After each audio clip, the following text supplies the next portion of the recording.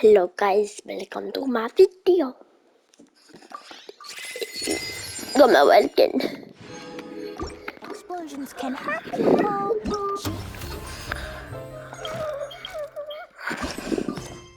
Can be dreadful. 8 o'clock.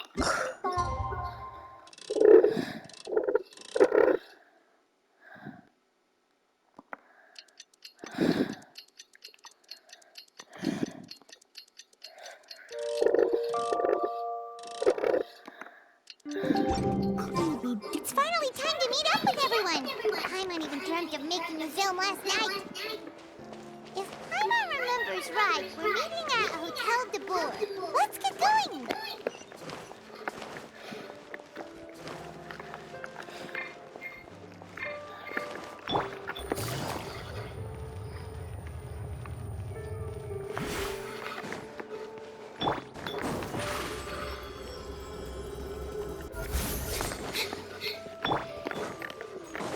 Access denied. Okay, we.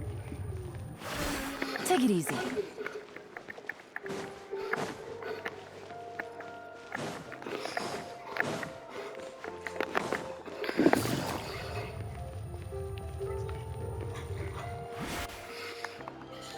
Ayaka, you're here.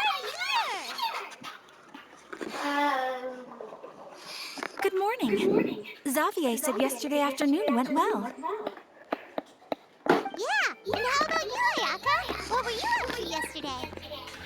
After we split up, Ayato went to see Udex Nervillette at the Palais Marmonia. I was originally thinking of going with him, but he said he could manage it himself. He told me to go see the sights around Fontaine and to enjoy the local culture. So I rode the aquabus with Yoimiya and visited the Opera House on Aranias Island. Yeah, you wouldn't believe what we saw there! 2 mechanical puppets that were dancing together! You've already seen them, right? But there you've got Yeah, those two! Amazing, aren't they? We sat and watched for quite a while. It was mesmerizing. Like we could keep watching them forever. Oh, it was the same for us the first time we saw them, too. Afterwards, we went swimming at the beach! Well, diving, to be exact. It was the first time I ever breathed underwater! I held Ayaka's hand and we counted down together. 3, 2, 1, and then splash! We were beneath the waves.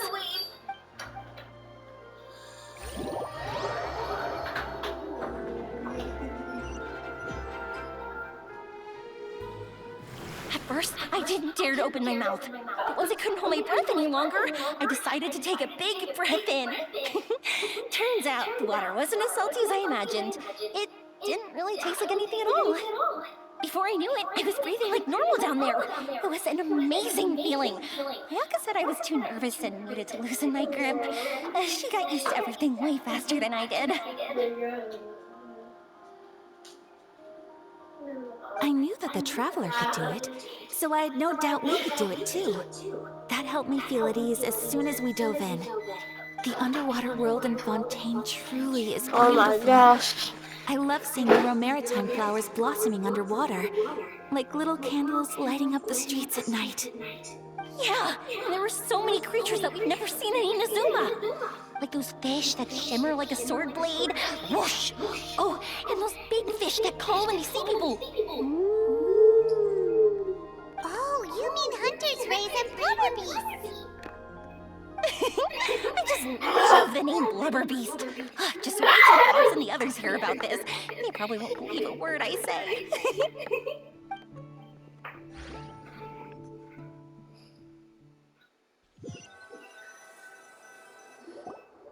Yoimiya was down there for quite a while. It was dark before we finally rode the aquabus back to the city. I figured she'd want to sleep in today. Yeah, even I was worried I wouldn't be able to get up. I still felt like I was drifting in the waves when I went to sleep last night. But as soon as I woke up today, I remembered that we'd all be shooting a film together, and I was ready to go. Speaking of the film, where's everybody else? My brother and Xavier were speaking to the restaurant owner about using the place as a filming location. They should be here soon. As for the others, We're here. Please excuse my tardiness. I just finished the Special Patrol's 6-mile morning jog. Wait, 6 miles? I'm so tired. I heard you all chatting, so I decided to come down. I sure could use some of that endless energy everyone else has. Good morning, everyone. Morning. Can someone fetch me a cup of coffee? More milk, hold the sugar. Sure. I'd be happy to do that for you. No, you can't go anywhere. Please, have a seat over here so I can get started on your makeup. The last thing I want is coffee stains on my costumes. I can get the coffee. It's the perfect job for an assistant.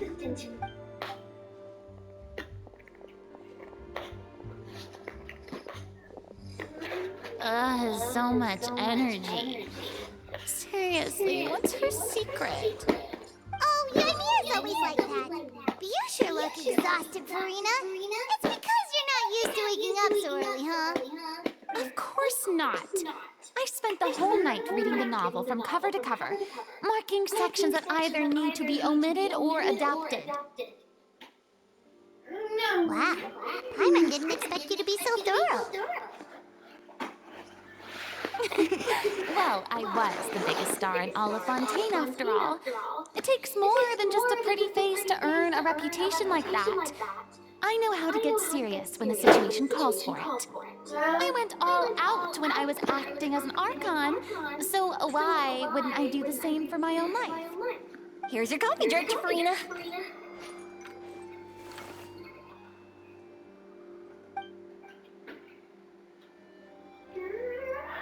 Oh, thank you.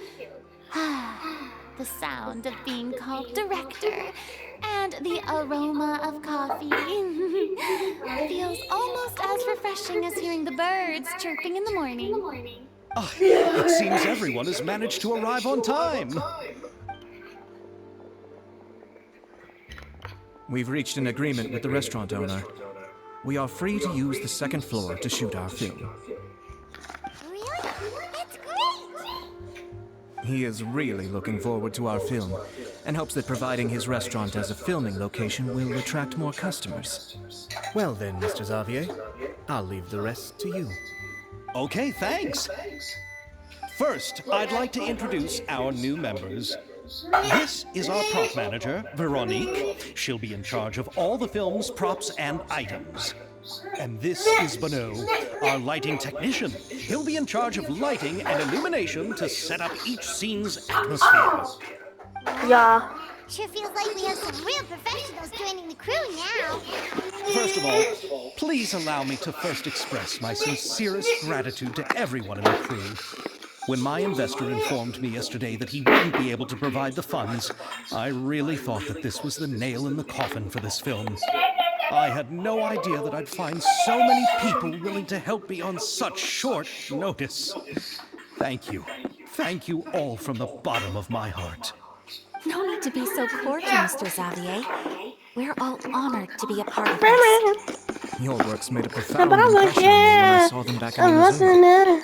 I am sure that someday, this film will be remembered as a prime example of cultural exchange between Fontaine and Inazuma. Yes, the story is the reason I agreed to join. I can't bear to even imagine what this film would look like without the very best director. Anyway, I would like to make a promise to everyone that as the producer of this film, I'll do whatever I can to ensure that everything goes as smoothly as possible. This is not just my film. It also embodies the thoughts and feelings of every person here, as well as the endless effort we are about to pour into it. So, without further ado, the Two Musketeers will officially begin filming now! Yeah. You may take it from here, Director Farina. All right, listen up, everyone.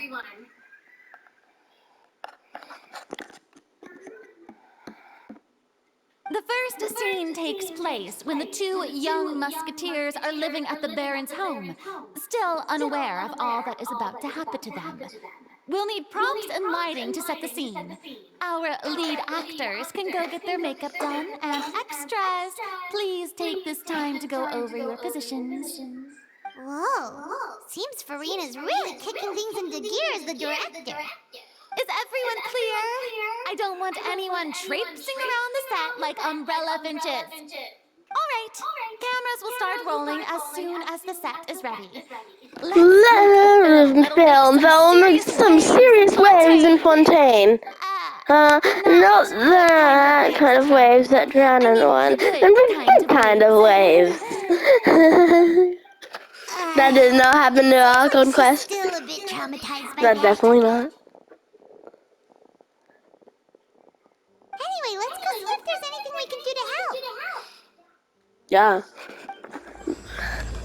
Fiction and reality inside out of the frame.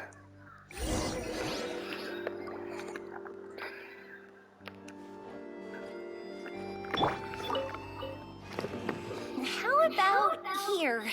A little more to the left. You got it. Hey, Yonia, do you need a hand? No, I'm fine. You know, doing the lighting is kind of like designing a fireworks show. It's interesting to imagine what kind of atmosphere the lights will create. I heard that the Traveler will be operating the camera and Paimon will be the clapper loader, right? Those roles are just perfect for the two of you. Really? Is that because it'll be easy for Paimon to hold the clapperboard while flying? Well, sure, there's that, but that's not exactly what I meant. I just think that after all your journeys together, you two must have developed a super close bond and just naturally know how to work with each other. If I'm not mistaken, the director will want the cameras rolling as soon as the clapperboard goes clack. Actually, we started rolling before that. I see. It's amazing to see the magic behind filmmaking. Yonia, we need lights over there, too. Oh, got it! I've got to get back to work. Chat with you later. Oh, it's exciting to see so many people working together to bring the film to life.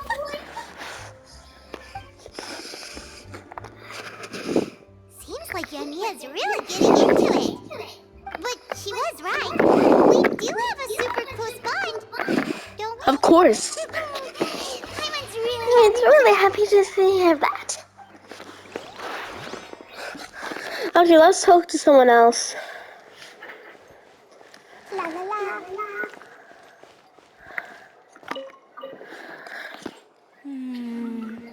Hayaka has mentioned you to me before. She said that you two were great friends when you were kids. No talking. I'm thinking about how to do your eyeshadow. Ah, yes. To help me really look the part. To achieve a more young and naive look for this scene. Are you saying the wrinkles around my eyes are too deep? You just have too much of a calculating look in your eyes. You sure don't mince your words. It seems you really haven't changed much. Quiet.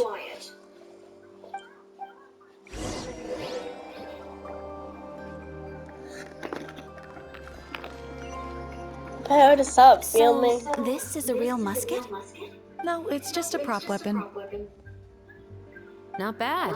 Have you seen a real musket before? Only in books and newspapers. I made this one based on the relative shape and proportions I saw in reference images. When we're filming, some special gunpowder will be applied around the muzzle, which will help create the flash and smoke effects of a real gun being fired. Oh, means so it'll this be up is to the how, actors to portray how the recoil. guns work in movies. That's right. The sound effects for gunshots will also be added in post-production. Thank you, Veronique. I think I know where to start now. However, the musket's gears and firing pin could still use some work. Adding some wear on the metallic components will make them appear more realistic. Also, be sure to rub the muskets with some oil each time before we start shooting. That'll give the impression that the firearms have been well-maintained. Good point. You seem to know a lot, Miss Chevres. I assume you use these types of firearms on a regular basis? Yes, I perform routine maintenance on my weapons every day. Just like we as people need to eat and sleep, muskets need to be cleaned and maintained.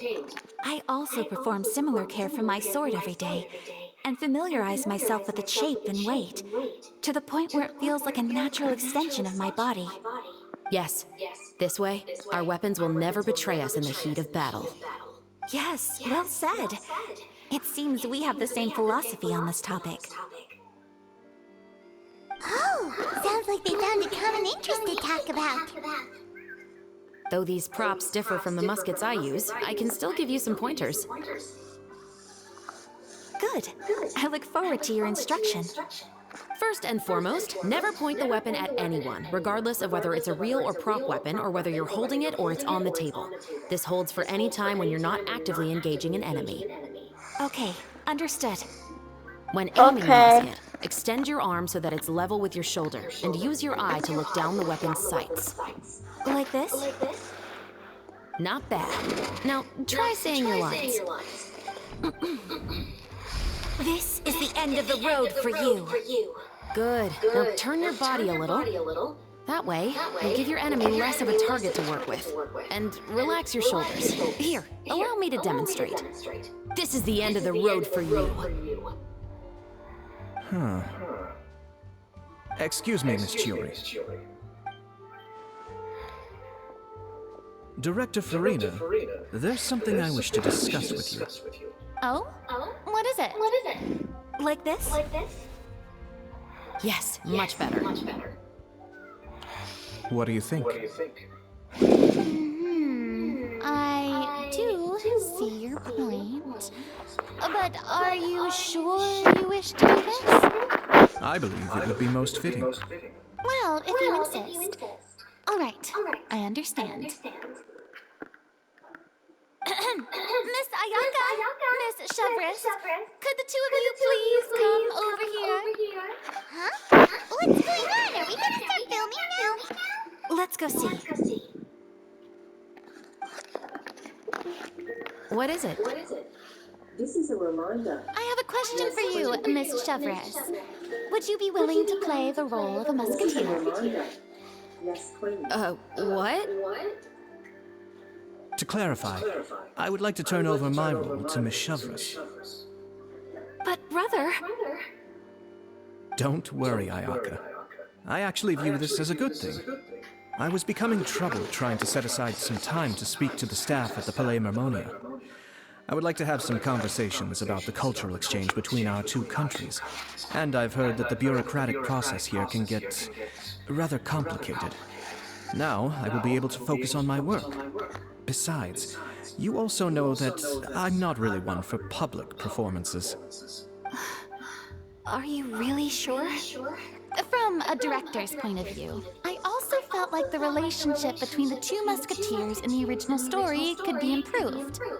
The older brother in the story plays the lead role with his overbearing character, but this causes his character to overshadow that of his sister, and the theme of the two supporting and relying on each other isn't conveyed very well.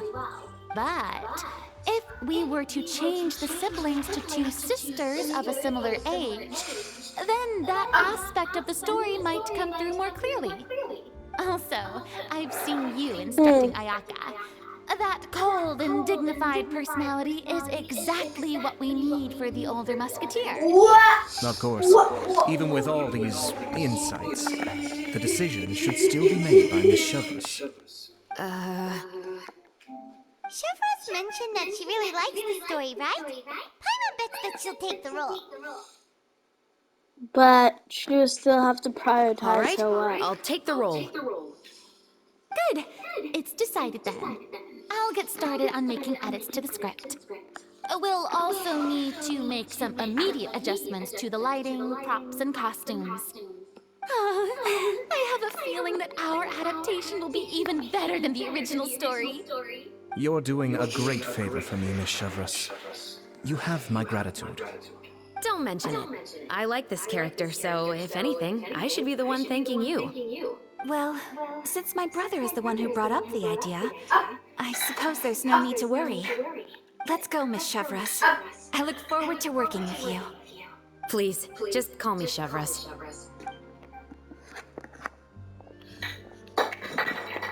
Seems like you're really going out of your way to solve the problem I was having with your makeup.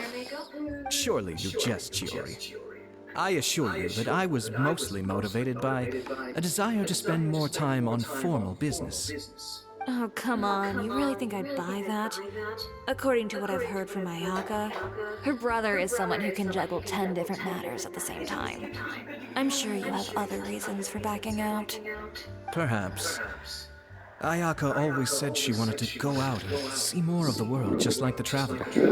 But I feel that she needs not only to see other nations, but also to make some different kinds of friends. I think it would be harder for her to make new connections with me constantly by her side. I would like to give her some space.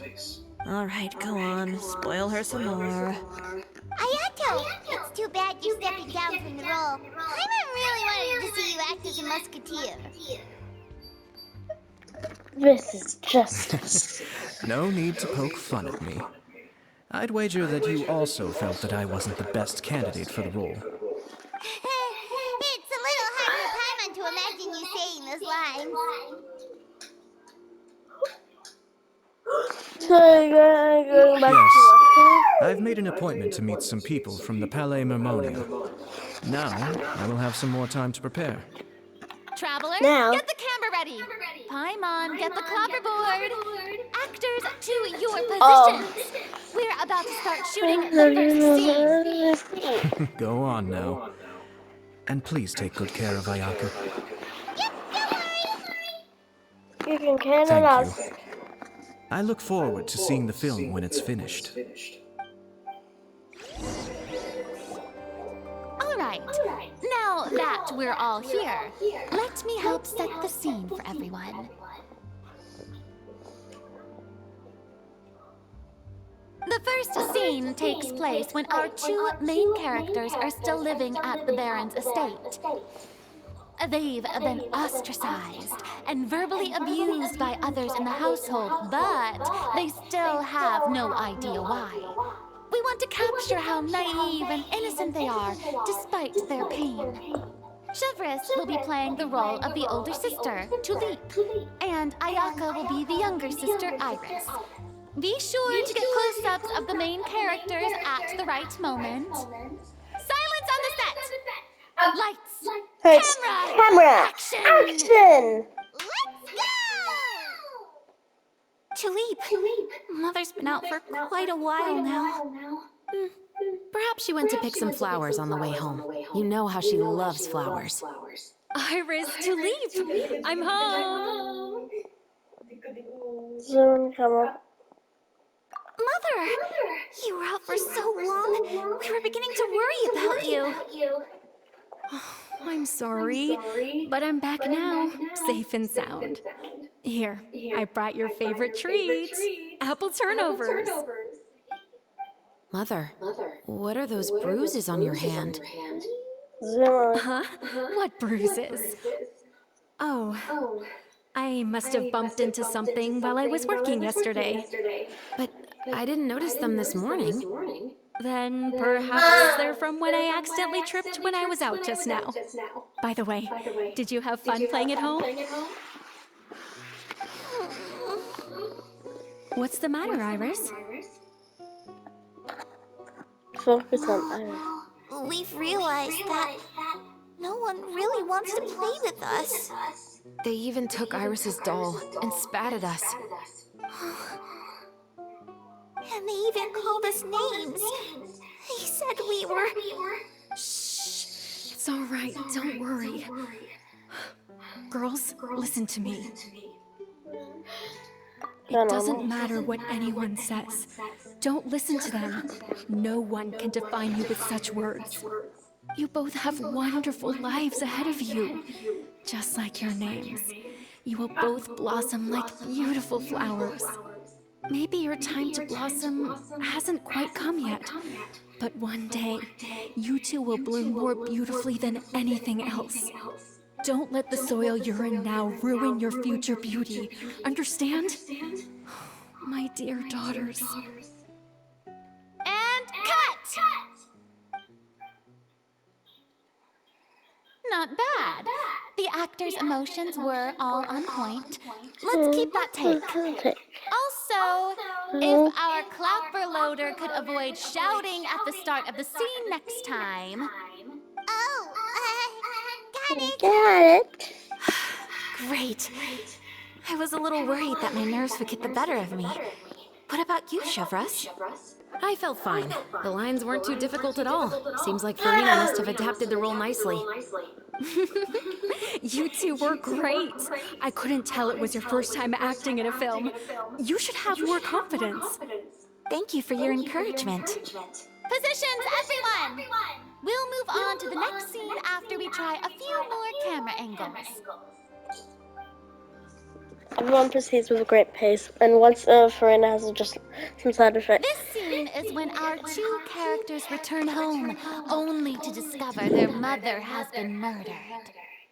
Ready? Lights, camera, action! Mother, we're back! Mother?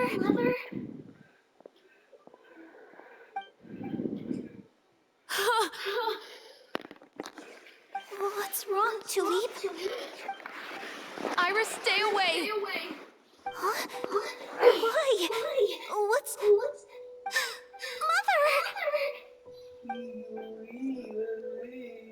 Mother! She's... Dead. There's poison in this cup. I could have sworn I've seen this kind of cup before. Those aristocrats. They didn't even try to cover up their actions.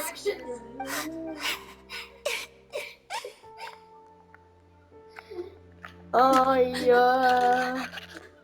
Iris, we need to leave this place. Leave? But now that Mother is gone, where can we even go? Oh my Anywhere. God. All I know is that we can't stay in this house. But are we just going to let them get away with this? We'll have our revenge, I promise you. Oh my God. Not right now. How is Ayaka making herself cry? Come on. Let's go. No, wait. Iris being a crybaby the first two scenes. At least let me leave this rose with her. That's why we went out in the first place. To buy her this flower. All right. Goodbye, Mother. We'll avenge you. Someday. And cut! Oh my God. Wonderful. Great performance. Oh my, you're so amazing, Ayaka. Were those real tears I saw? Huh? How'd you do it? I was surprised too. Thank you for the kind compliments. Actually, as soon as Director Farina said action, I told myself not to think about anything. I just felt the weight of the moment and became the character. It's quite similar to practicing the art of the sword. You clear your mind and focus only on what's happening in front of you. Ayaka's performance was amazing. Oh. Have I discovered an acting prodigy? Pipe down, everyone! We need to move on to the next scene! Next scene. Okay. What are we gonna do all the scenes in one quest? A full day of filming slightly passes.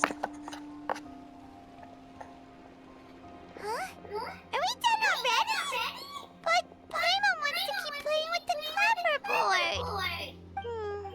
How do you feel, Traveler? Is your arm sore from holding the camera all day? A little bit. Good work, you two. You too, Shivers. You were quite the actress today. I've read this novel many times before. I have a good grasp of my character's mindset. Anyway, do you remember my request from yesterday? Oh, right! We were having so much fun that Paimon nearly forgot. You have a case where the murder Forget. seem really similar to the cases in the novel, right? You mean forgot? Not forget. How are they similar exactly? In the She story, said the it main wrong. characters grow up to become That's an two actress musketeers, always mistake. using their guns to carry out their revenge. And on each of the victims, they Paimon place a said rainbow rose something as a wrong. signal that they've returned. So you mean the rainbow Yes, roses? that's correct. We found rainbow roses just like in the novel. Seems like you're connecting the dots now. Oh, that does sound pretty concerning. Especially after seeing the script today.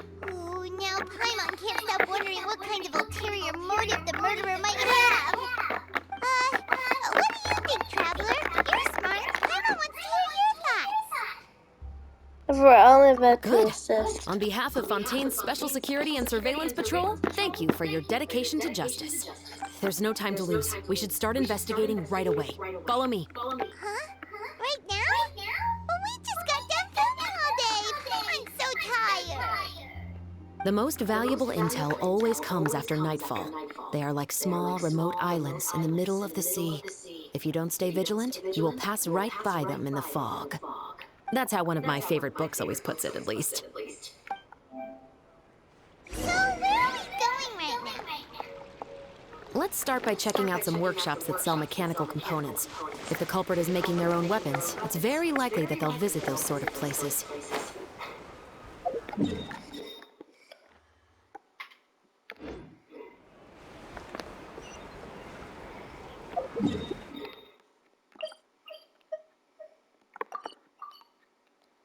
Oh wait, no.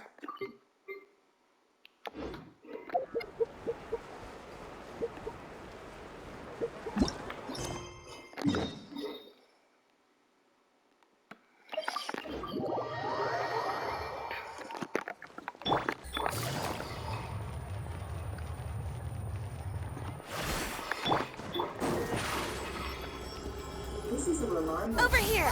Morning tea is the place to be. Welcome to LeChaux's Clockwork Workshop. How can I help you? Morning tea Hello. is the place to I'd like to know if anyone has purchased some special components lately. Special components? Sorry, could you be more specific? I mean the kind of components that aren't typically used for clockwork toys, but for firearms. Huh? For firearms? No, we don't sell those sort of things here. Don't misunderstand. I'm not here to cause any trouble. We are merely investigating a case, and we're hoping that you could cooperate. Well, to be completely honest, I'm not even sure what kind of components that would entail. Has anyone ever purchased components here as an individual rather than on behalf of an organization? We have a lot of customers who buy toys, but those who buy components are all regular customers who buy in bulk on behalf of their organization. Is that so? I understand. Thank you for your cooperation. You're welcome. It's the least I can do.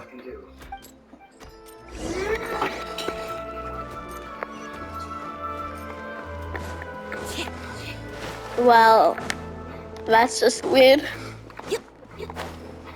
Then who's buying the components?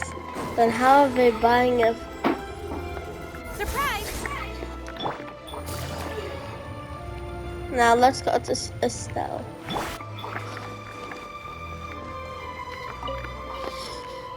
Oh, hey, Chevres.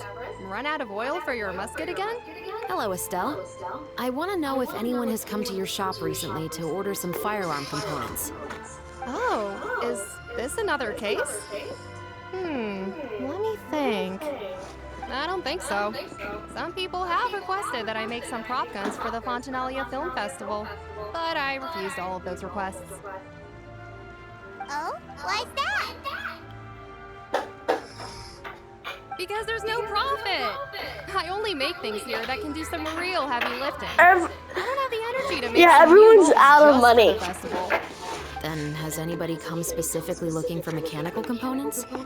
Well, I usually sell off my scrap to the Fleuve Centre. I don't typically give them to one specific person. I understand. Thanks for your cooperation. Don't mention it. Always happy to have the Musketeers' patronage. Seems like we haven't found any leads to go off yet. Yeah, unfortunately. All right, let's head to Fliv Sandra next. Huh? Are you sure? People might not be so thrilled to see the captain of the special patrol there. You think so, huh? Then I guess you don't know. Huh? Know what? That I grew up in Fliv Sandra.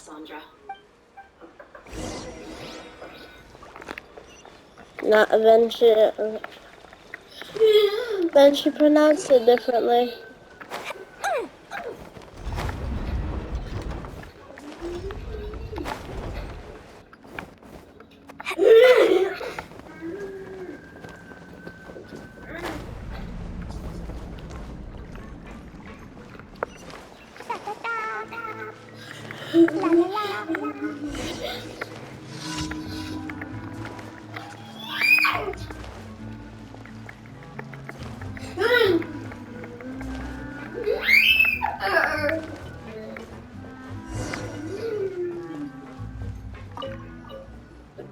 Hello, I'd like to ask some questions. I don't know anything. Don't worry, I'm not here to arrest anybody. You say that now. It's the truth. Here, take this as my gift. Wait, did Patty just see what she thinks she saw? Is the captain of the special patrol bribing a citizen?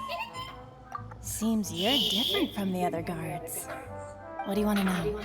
Have you heard anything related to muskets in Fliv Sandra lately? Anything at all? Muskets, huh? All I know is that about 2 weeks ago, we started hearing some loud noises at night. So loud that it's been waking me up. Were they gunshots? Possibly. It's hard to tell around here. Someone's house collapsing, a pipe exploding somewhere, it's all the same. But the noises I'm talking about definitely happened after I fell asleep. Do you know where the noises were coming from? I don't remember clearly. Is it that you don't remember, or that you need to think about it some more? You tell me. Then please, think about it some more. She's giving me a report. I didn't see anything. The noises came from the end of the Southern Waterway. I came out and had a look for myself when I wasn't sleeping well, but I didn't dare get too close. That's all I know. All right, I'll take your word for it. Thanks for the pat de fouille.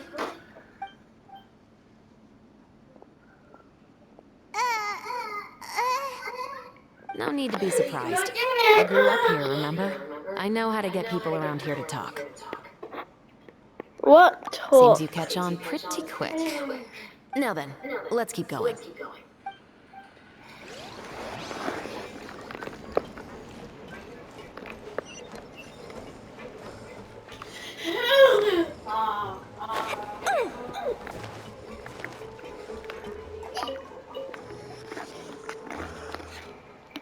It's been a while, Tetro. Please, just get on with your request. I want to know if you've heard anybody talking about muskets lately. Information isn't free, you know.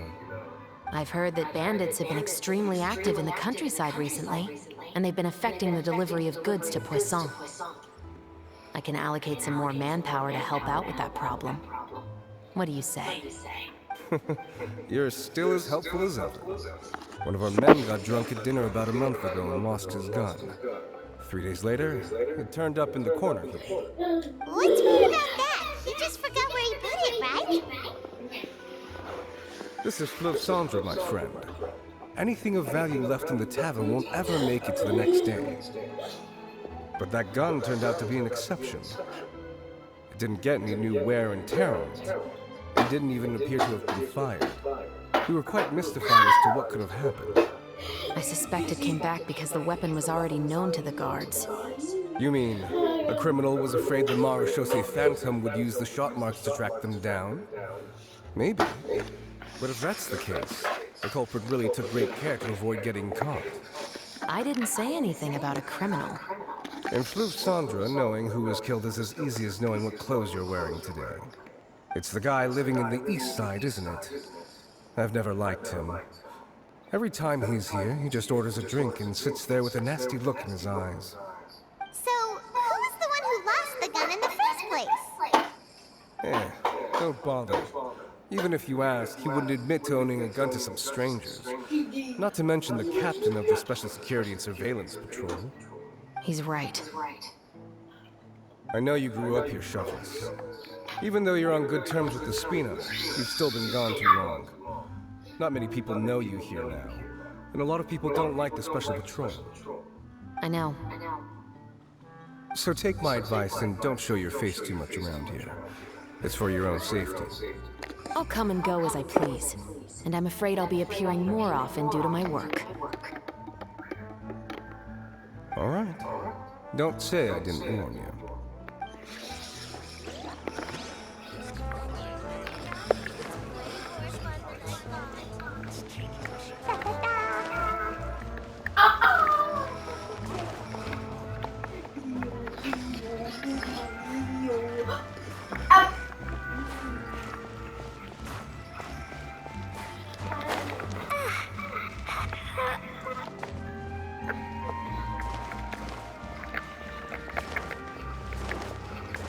Okay.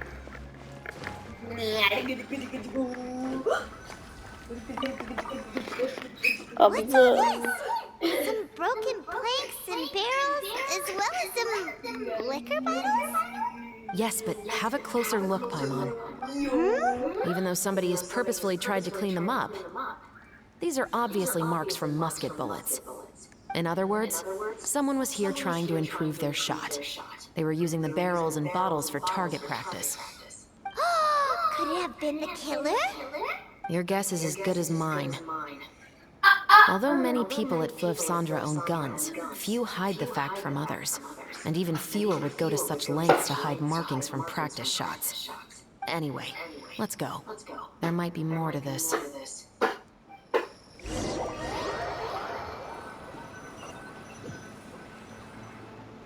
Seems like that's all we'll be able to uncover for today. Paimon feels like we managed to learn a lot more here than up on the surface. Yes. Assuming that everything we found is indeed connected to our suspect, then their timeline was probably something like this. A month ago, our suspect found a gun and took it home to disassemble it. Once he'd figured out its mechanics, he brought it back. In the following weeks, he used some parts to create his own makeshift musket, and took it to the Fleuve Cendres for target practice. Then, a few days ago, he found his target and carried out the murder.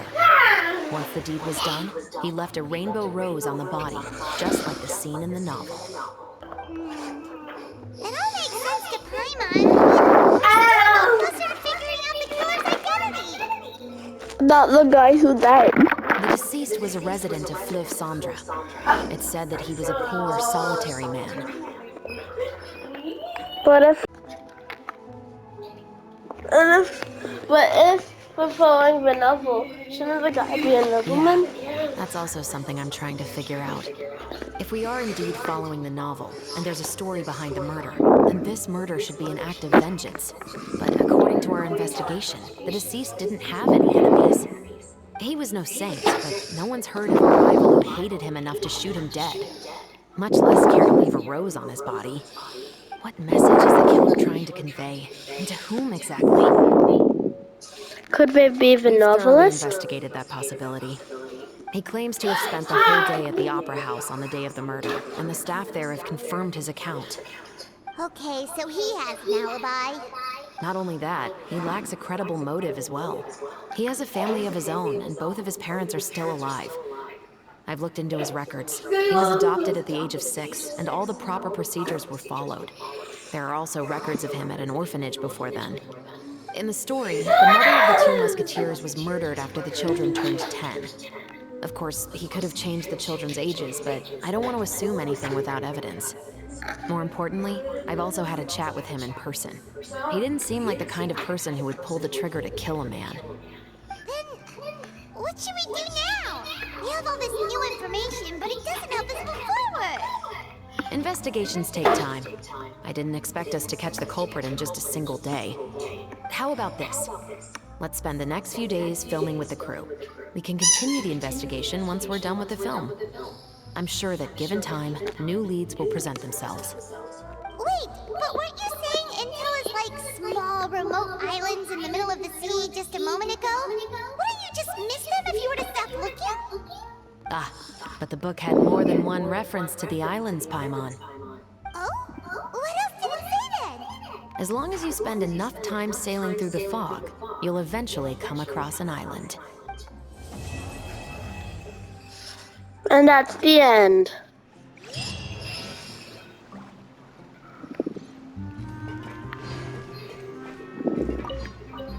What?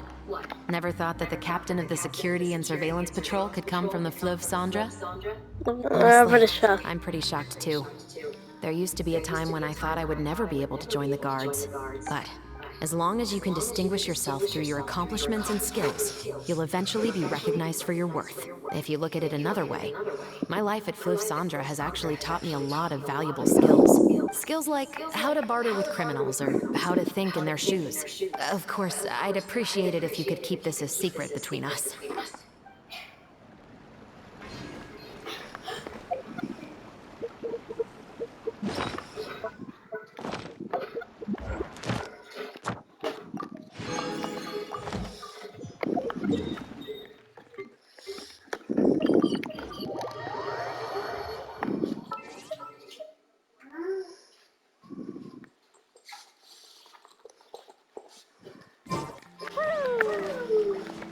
Ad Astra.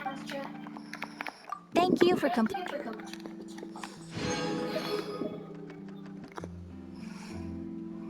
Hey, yeah.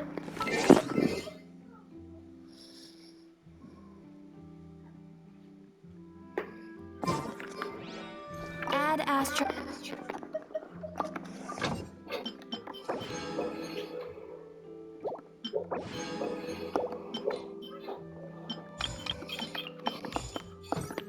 Whoops. Ad Astra.